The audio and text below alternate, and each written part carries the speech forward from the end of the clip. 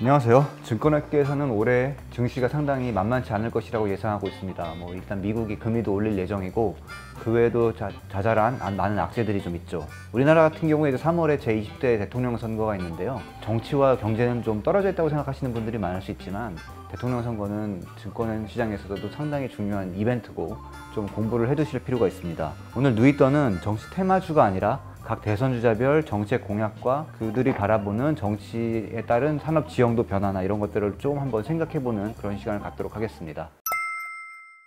자, 먼저 이재명 더불어민주당 후보부터 살펴보면요. 큰 정부, 이제 좀 정부가 크게 힘을 발휘해야 된다, 권력을 휘둘러야 된다는 표현을 좀 썼었거든요.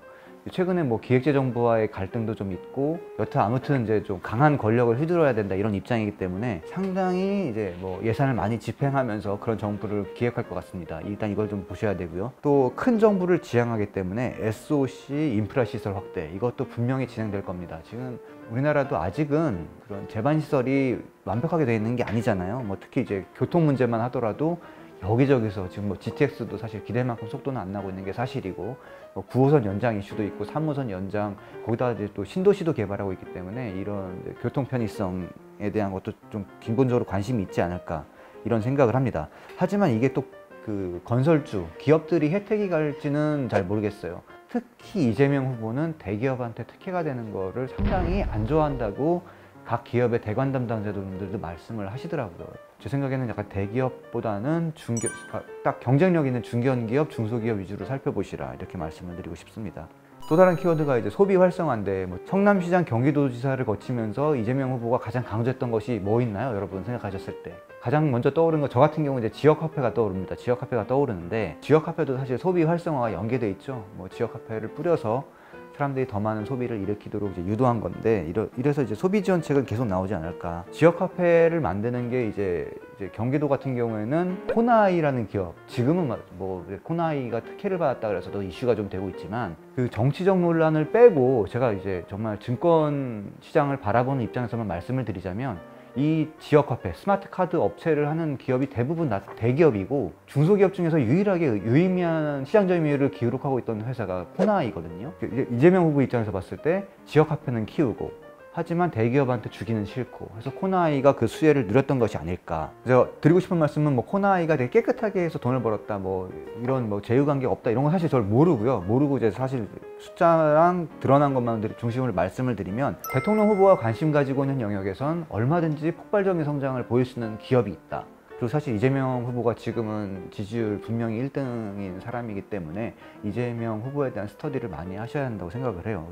이재명 후보는 또 추진력은 누가 봐도 사실 싫어하는 분들도 추진력은 인정을 하지 않습니까? 제가 봤을 때는 상당히 많은 잡음을 불러일으키면서 몇몇 산업은 폭발적으로 성장할 수 있지 않을까 그렇게 생각합니다. 또 하나가 세금은 탄소세도 신설한다고 했고 여러 가지 영향이 있는데 이게 사실 대기업한테는 그렇게 작은 이슈는 아니거든요. 세금이라는 게 사실 주식 투자도 하시는 분들이 법인세를 얼마나 냈는지까지 계산하면서 투자는 하지 않지만 이게 기업을 상당히 위축시킬 수 있는 요인이기 때문에 한번 살펴봐야 될 포인트고요. 2022년 들어서 철강주들 많이 오르고 있는데 철강화학 이런 전통 가치 기업들이라고 하는 곳들이 많이 오르고 있는데 탄소세 신설 그렇게 우습게 볼 수 있는 이슈는 아니거든요. 탄소 중립 시기도 앞당기겠다고 이제 이재명 후보가 얘기했는데 이런 것들이 현실화되면 제조기업들한테 상당한 타격을 줍니다. 애초에 탄소를 많이 발생시키는 기업들이기 때문에 이런 기업들은 탄소세 역풍을 좀 맞을 수도 있겠다 싶은 생각이 좀 듭니다. 반대로 탄소 배출량을 줄이는 기술을 보유한 기업이나 신재생에너지 업종 이런 쪽들은 좀 긍정적으로 바라볼 수 있겠죠.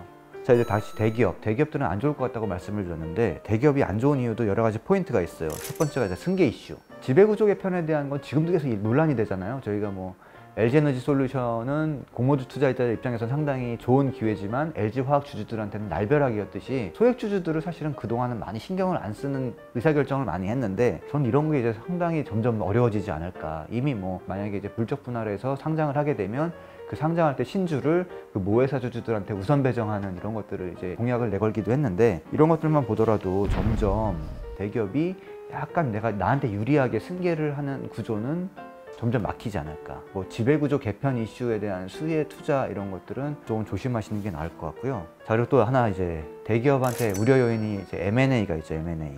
사실 문재인 정부 때 실행한 M&A는 다 안 좋게 끝나는 분위기예요. 지금 현대중공업이 인수하려고 하는 대우조선해양과의 기업결합 심사가 유럽에서 거의 이제 통과되지 않는 분위기로 이제 많이 넘어가고 있거든요. 또 하나 이제 대한항공과 아시아나의 합병인데, 이재명 후보는 강력한 독점 기업이 출연하는 걸 별로 좋아하는 스타일이 아닙니다. 그래서 전 대한항공과 아시아나 합병은 지금 정부에서도 계속 이건 좀 아니지 않느냐는 반박이 나오고 있기 때문에, 약간 이거 합병을 기대하시고 투자하신 분들은 조금 이제 약간 부정적인 시나리오도 생각해 주셔야 되지 않을까, 그런 생각을 좀 합니다. 이게 양사 합병으로 이게 만약에 다시 이제 코로나 끝나고 해외 여행길이 열렸는데 장기 노선을 이 대한항공, 아시아나항공 합병법인만 가지고 있는다? 이거는 좀 잡음이 좀 나올 것 같아요, 제 생각에는. 이런 것들도 고려하셔야 될 것 같고요. 자, 여기는 이제 제 개인 생각입니다. 저는 이제 수소에너지에 대한 생각을 좀 해보고 있었는데요. 수소에너지 정책은 이제 문재인 대통령이 이제 도장을 찍었죠. 수소 시대를 열겠다고 이제 밀어붙이고 있고 열심히 하고 있지만, 이게 과연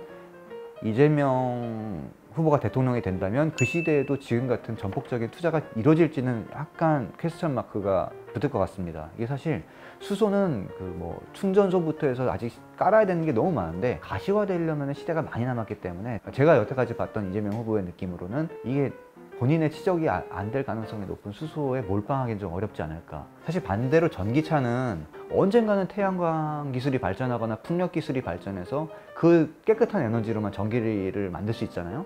그런 시대가 만약 열린다면 전기차는 정말 친환경 에너지로서 다시 자리를 잡겠죠. 그래서 전기차가 사실은 유럽 국가들이나 어디나 다 전기차 위주로 하는 건 다 이유가 있거든요. 그래서 전 전기차 중에서 이재명 후보가 이 중에 어디에 관심이 있을지, 뭐 태양광일지 풍력일지 여러분들이 많이 스터디를 하셔서 그림을 좀 짜봐야 된다고 생각을 합니다. 건설은 뭐 두말할 필요 없이 부정적일 것 같습니다. 일단 사실 시행사들은 9번만 해도 한 번 터뜨리면 그걸로 먹고 사는 업종인데, 이 분야에도 이제 대장동 사태를 겪었기 때문에 초과이익은 아마 제한하는 장치들이 많이 생길 거잖아요.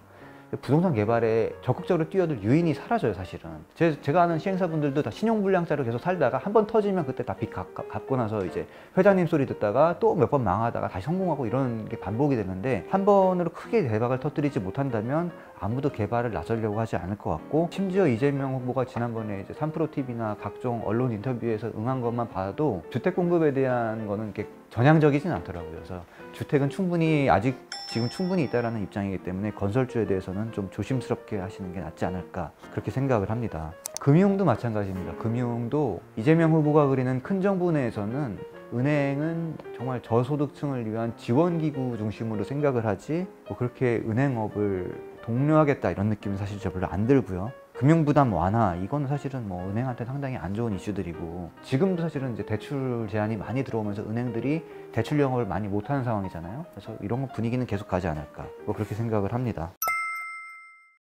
네, 오늘 이렇게 이재명 후보의 경제 정책이 어떨지 한번 머릿속에서 상상 한번 해보는 시간을 가져봤습니다. 이재명 후보를 비롯한 정치인들이 그리는 큰 그림을 사실 방향을 잘 잡아야 돼요. 여러분, 문재인 정부에서 가장 많이 키웠던 산업, 투자를 많이 한 영역이 어디라고 생각하시나요? 사실 수소에너지가 대표적이거든요.